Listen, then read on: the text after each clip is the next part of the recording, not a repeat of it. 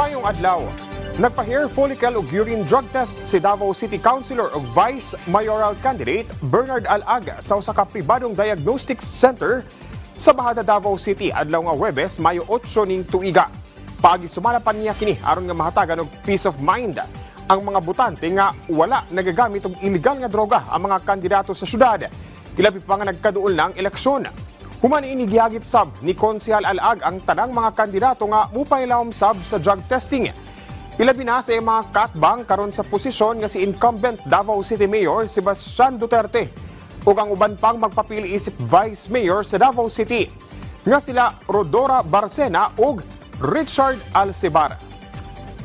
Gipasalig sa power company nga nagaserbisyo dinhi sa Davao City nga walay mahitabong brownout sa mismong adlaw sa piniliay karong Mayo 12.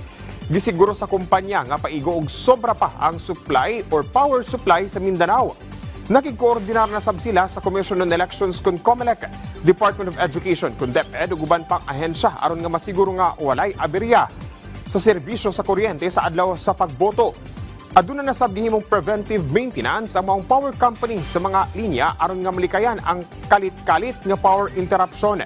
Gipay mangnuan sab sa power company ang mga Board of Election Inspectors nga ang mga electoral or ang mga electrical outlets nga gamiton sa mga polling precincts angayang ialokar lamang kini sa isip saksakanan sa automated counting machines kun ACMs.